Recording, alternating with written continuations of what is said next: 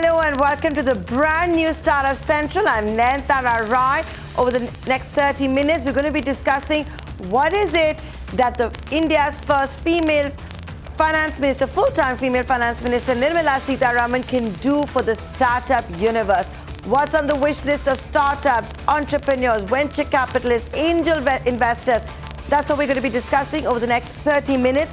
I'd like to tell you that this special edition of Startup Central is coming to you in collaboration with TiE Delhi NCR. Let me now invite my guest for you. Joining us today on the Startup Central edition is we're being joined by Geetika Dayal, the Executive Director at TiE Delhi NCR. We're also being joined by Dr. Saurav Srivastava, the Chairman Emeritus at TiE Delhi NCR, as well as Raman Roy, Board Member at TiE Delhi, and of course a veteran when it comes to this entire space. Thank you everyone for joining us here on this special edition of Startup Central, a show dedicated, of course, to entrepreneurship, startups, obviously, but disruption, innovation, anything that has to do with the new economy. You can stay in touch with us, send us emails on feedback that what you want to hear from these panelists, what you want Nirmala Sitharaman to announce or not announce either. Well, let's get straight down to it.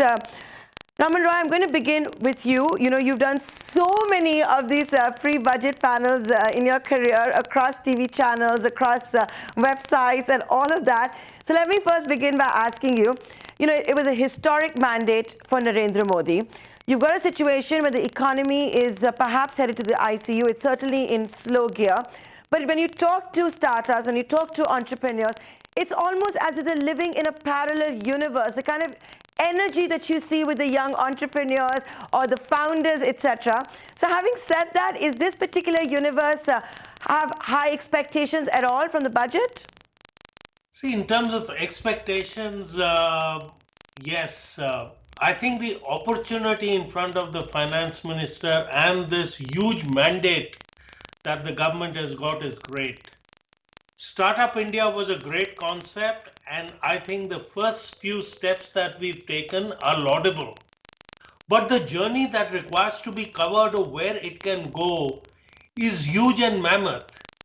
The world is waiting for the potential to be unleashed, not only within India but on a global platform, and our entrepreneurs are showing early signs of what they are capable of.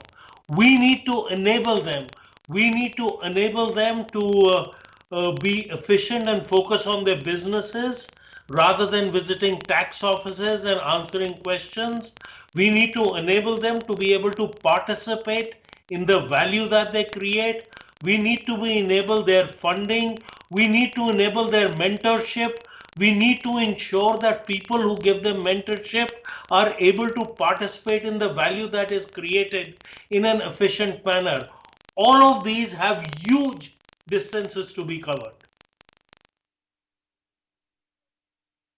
Of course, long way to go. And you know, why just startups? Everybody wants ease of doing business, whether it's a blue chip economy or a housewife or a startup. But having said that, let me now go across to Dr. Saurav Srivastava here. You're, of course, here as the Chairman Emeritus at TiE Delhi NCR, but you also, you know, head the India Angel Network. And a large part of the first half of this calendar year, sir, was spent by you, perhaps at the tax offices, engaging with the government, engaging with various bureaucrats on that flip-flop that we saw as far as the angel tax goes. Then we saw, you know, an abeyance of a circular and a clarification come out. And now there's fears that the tax office perhaps is seeking more clarity. It's not coming good on all of those exemptions. Could Nirmala Sitharaman put that to rest? Are you expecting any of that in the budget speech? Well, I'm certainly hoping that she will focus on it, because on the one hand, this government has done a phenomenal amount for startups. You know, the startup fund of funds, availability of debt, access to government contracts, a lot of great things have been done. But this tax issue is threatening to unravel all of this. Now, there's a great effort, as you mentioned, on Section 56 on angel tax that we worked, and DP-IIT was fantastic. They brought everybody to the same table, including the tax authorities. We created a carve-out. Unfortunately, what's happening, while it's benefiting a lot of people, many of the tax officers at the junior level, assessing officers, are actually not accepting some of these notifications, and others are actually beginning to use other sections for the same thing. So they're beginning to misuse sections such as 131, 133, 143, using different sections of the Income Tax Act to go back and ask the angel investors and the startups the same questions that in some ways we've eliminated or sort of exempted out of Section 56 through the notification. So what's resulting is that startups are getting a little exasperated. They don't have the budget and they absolutely don't have the time to answer these questions. And many of the angel investors are saying, listen, if I invest 5 lakhs, then I have to give my bank account statements, valuation, this, that, whatever. Should I even bother? So a lot of good work has been done. And I think the real challenge we have is for the tax authorities at the junior level to accept the spirit of what the Prime Minister wants to do, the spirit of what people at senior level, the Ministry of Finance, secretary level want to do. I think that kind of education, instructions, directions, some of that is absolutely required. And I would say the only other place where we have some bottleneck is the Ministry of Corporate Affairs. They do have a Section 42 that says if more than 200 angels are sent any information on a startup, that sort of becomes a violation. So I think there are small things, and given that tax collections on all these fronts are minuscule, I am hoping that the Finance Minister will take a look and look at how we can ease some of the remaining things out. Because otherwise, no government has ever done as much for startups as this government has. And that's the reason our expectations are high. So, Geetika, let me take it forward there with you. Couldn't this be an idea for innovation, for disruption by the various entrepreneurs that are out there in the country to streamline the entire tax collection process, the compliance process, have some fintech companies, some entrepreneurs there that could actually assist the government? Just a thought, look at what all Saurav is saying. How brilliant is that? And would they, not jump at this opportunity for sure? I'm, sure that they already have ideas and they would be willing to share that sitting across a table to be able to help some of those things be streamlined. Because the intent is, well understood. It is appreciated what the government is trying to do and why they try to implement some of these things. But I think the problem that has come up is in terms of slow execution and lack of understanding at a very different level that is the one in charge of implementation. So what we have found among startups, unfortunately, is that while a lot of the announcements that have come out will certainly help the startup ecosystem going forward, especially the new startups. But there are those startups that were already doing great work. They had created jobs. They were running genuine businesses. And for no fault of theirs, they are currently in a very sort of aggrieved position having to run pillar to post. So what is happening is that they are beginning to lose a little bit of faith. They're losing faith in terms of understanding whether this was a genuine attempt to rectify the problems or just trying to address an issue before the elections came up. And they are beginning to feel, should they just give up if they are being they're feeling persecuted. So I think that's where we need really some amount of redressal through the budget as well as measured steps going forward, so that these issues don't come and they feel motivated. There was high motivation when such a focus was put on startups by the government, right through the years, and in the last government and the one going forward as well. But to get to the 50,000 startups and the $5 trillion economy, the startups will need more motivation, which will come through walking the talk rather than just confused policies.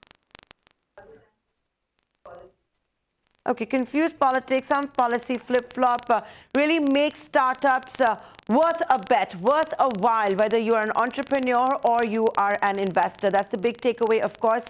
Having said that, of course, as all the panelists said, no government has done as much as the Modi government for this particular universe, the startup universe.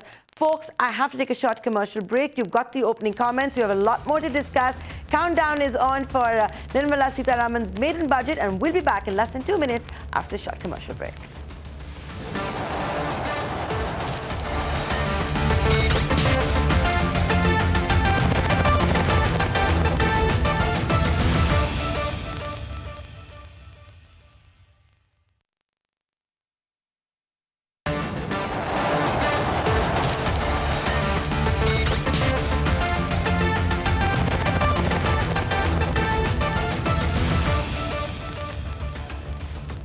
Welcome back. You're watching Startup Central with me, Nayantara Rai. Stay in touch with us. Our email address on your screens. You can also reach out to me on Twitter.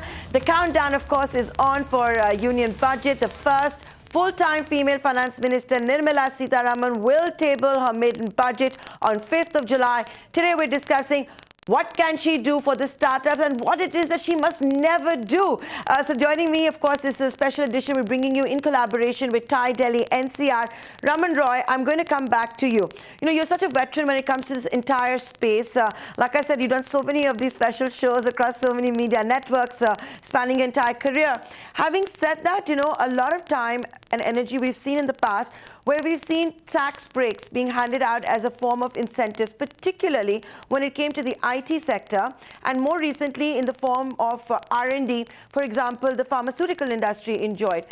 Why is it that we don't talk about such things for startups? Look at the kind of innovations we're talking about, the engineers that we have, you know, how we want to take technology overseas, but we don't talk about this. See, I think there are the fiscal aspects, which is the aspect of tax breaks and tax collections, and Saurabh brought out some examples of what does not impact tax but is a hurdle. And then there are aspects which are non-fiscal aspects, and I think both need to exist. And there are a lot of learnings. If you are in UK and you invest in a startup, you get a kicker. If you invest £10,000, you get to be able to deduct it from your income as a multiple of £10,000. And that gives people the incentive to be able to use their surplus money for startups. So, you know, there are examples that abound. If the idea is to drive something, you can use fiscal and non-fiscal measures. Let me take an example of a non-fiscal measure and build on some of the things that Saurabh brought out earlier. Now, I have 60, 70 investments in startups. 20% of my companies approximately got notices from the income tax office. As a part of that notice, the income tax office requires me to submit my tax return, my bank statement, and demonstrate that I gave the tax return. I give them my PAN number, which is a number they allot to me. That is not good enough. Hey guys, you are the income tax department. You have a PAN number. It shows it is in my name. You can log into your computer. You can get returns not only for this year, you can get return for the last 10 years. But no, that is not good enough. Every ITO asks for paper documentation, and quite honestly, it is very tough to share that with 20 companies because the income tax return, if you go by privacy, it is a private document. Correct. I take your point, and it is exactly this. This government talks about digitization. We really need the tax department perhaps to stay in focus towards that and also keep pace with that. If I could come back to you, Srivastava, you were raising this whole point that, you have people who say, okay, let me invest 5 lakh rupees. They may come to the angel network or however it is a way to do, but then is it worth their while post-taxation? And you've had this googly of sorts when it comes to the entire angel tax issue. So if I could talk to you as the angel investor, of course, we've seen that angel tax issue, but are there other kind of taxation which is just making this not worth their while, and particularly at a time when this could really emerge as a good asset class? Look, for example, what's happening in the mutual fund industry, what's happening with people's SIPs, etc. See, more than mutual funds, Nayantara, the most important thing for the country are startups.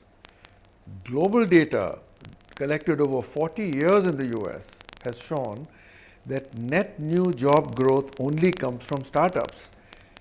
And job growth is our single biggest necessity today. Secondly, we have massive challenges. In healthcare, more than half our people don't have access to affordable healthcare, and the Ayushman Bharat scheme has now been launched. We only have a third as many teachers as we need, clean tech, you name it. These are massive challenges, but also massive opportunities for startups. And a lot of innovative startups are coming up, which are using technology, innovative business models, and they are addressing these very challenges. We need to help them, because it's not just about startups being successful and creating wealth and economic growth. They're also doing something that's very, very important for the country. And these are not challenges that will be solved by big business or even by government. So they're very important. The tax issues, to my mind, the reason they are an unnecessary irritant is because the startup investment is such a small pool. And even these little bits of taxations, if we do, are minuscule. They're drop in the ocean for the government's tax collections. So much more than giving a tax break to startups, much more than saying I'll exempt you from income tax, is the importance of making it easier for them to get investments, either by making sure that the people who invest in them are not inconvenienced, and plus, but like you could have incentives, like UK, even if you US, don't do Singapore, breaks, right? even if you don't do tax breaks. But so even if you don't do tax breaks, what about something like, if you have capital gains, if you invest a certain amount in a startup, it could be exempt. Why not have something like that? That's where I was coming to. The Raman pointed out that in overseas countries, when you invest in startups, you get a tax credit for half or more of that amount. So you could have also tax credits or benefits given to people who invest in early stage VC funds that invest in startups. So, capital is the oil on which startups run. So before they make a profit, which may be 3 or 4 years later, they will not exist if they don't get this angel investment, if they don't get early stage VC investment. So rather than making it hard, we should actually make it easy, and we should incentivize it. Today, right? And especially at a time when banks are not lending, we've all seen what's happening with credit offtake. You've got the NBFC issue, the liquidity issue, and the fact that the startup universe also can't live in an isolated world. So, Geetika, coming to you now, but it does seem as if, while the startups have this wish list, the venture capitalists have it, the angel investors have it, there is a lot of vibrancy you're seeing, a lot of excitement. So it's almost like I was asking Raman Roy, it's a parallel world. So while you have these irritants, and we talk about will there be loss of faith and all of that, as of now, it doesn't seem to be affected. Having said that, a lot of the profitability, of course, being eaten up by the taxes. Yeah, if they don't live in a parallel world, they would not have survived so far, and they will continue to survive irrespective of where it goes. Frankly, the die has been cast. The budget is already printed out, ready for announcement tomorrow. So there's not much that we can do now, but there are simple things. For example, while on one hand we talked about taxation and incentivizing funding because that's a key aspect, but at the same time, there are some issues that are being faced by startups even around GST, for example. While it has streamlined taxation and has been widely welcomed by startups as well, but it is leading to cash flow issues because there is no GST refund that is taking place as yet. So hopefully something like that can get expedited. At the same time, GST has to be deposited by a certain day, 20th of every month, when invoicing is done. But there are hardly any startups who actually get paid before, let's say, a 90-day payment cycle. So they may end up having to pay GST without having realized the payment from their customers. So there just needs to be a little more sensitivity towards the kind of issues that challenges that startups face.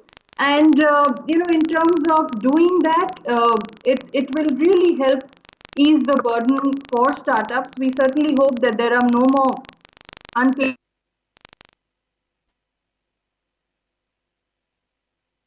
I think the line with Geetika got frozen. Raman Roy, let me come to you. You raise this entire issue, but look at the number of portfolios, the kind of tax notices, etc., that are being sent out. Now, Raman Roy, for this universe, ESOPs plays such a large role. It's literally the currency of the startup universe. You told us some comparisons with London when it came to setting up a startup. But what about this currency of ESOPs? It's how we've seen large corporations literally come to fore on the basis of that. It's how they've addressed issues like attrition. How different is it when we talk about India, let's say, against the Bay Area, the Silicon Valley? You can give ESOPs to some of our policies and regulations do not allow advisors, independent directors to be able to be given ESOP. I mean, let's say I'm a biotech startup and I have a professor in a university who's an expert in his area and he's advising me and I want to give him ESOPs, I can't.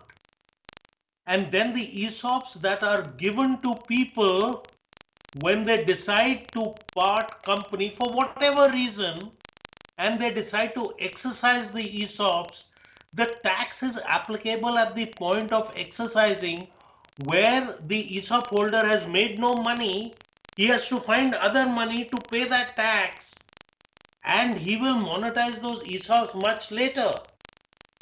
Again, we've got to do the fine-tuning of ESOPs to say, when you sell and make money, we will charge you tax. That is absolutely fine. The kind of people who can be given ESOPs, a promoter cannot be given ESOPs. And, a promoter needs to be able to be incentivated beyond the little money that he's been able to put in. And I mean, it is so counterintuitive to say you're going to create value, the investors are going to make money, the investors want to give you ESOPs so that you can participate in the wealth creating, but no, you cannot. So let's actually take, so as the final comment on the show, we're running out of time. So as the final comment on the show, I'll leave that with Saurabh Srivastava, Chairman Emeritus of Tide Delhi NCR, part of the India Angel Network, the chairman of that. Where do you stand as far as the ESOP issue goes? I think ESOP is the only currency that a startup has to get the mentors, the advice, and the advisors that it needs. And the only currency it has to attract the best talent, because it doesn't have the money to pay them salaries that are twice that of MNCs where somebody may be working.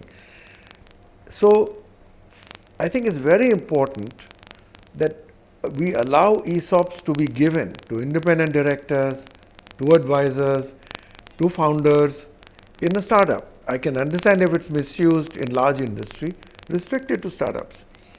And secondly, if you tax ESOPs when you get exercised, at that time it's not liquid, and you're paying tax on something for which you haven't got any money. How are you going to do it? You will have to actually go borrow and beg and do all the rest of it. It is so much simpler to simply tax ESOPs at the time of sale. It's when you make money that you pay tax. That's a normal principle of tax. And so if we extend who we can give ESOPs to and we tax them at the time of sale, we would have opened up huge opportunity for our entrepreneurs to attract the best talent, and on that will depend their success and failure. So we don't realize that this ESOP issue is actually coming in the way of many startups succeeding. Okay, so it's 7 p.m., a day before the budget. Here's an open invitation to all three of you to be back on Startup Central to decode the budget that's going to be tabled in Parliament by Nirmala Sitharaman. I'd like to thank all three of you for joining us here on this very special edition of Startup Central, brought to you in collaboration with Thai Delhi NCR. Stay in touch with us, folks. Tell us what you thought of the show. Tell us what you want to see on the show, what you don't want to see on the show. Also comment and tell us what you want to see in the union budget. See you again, same time tomorrow.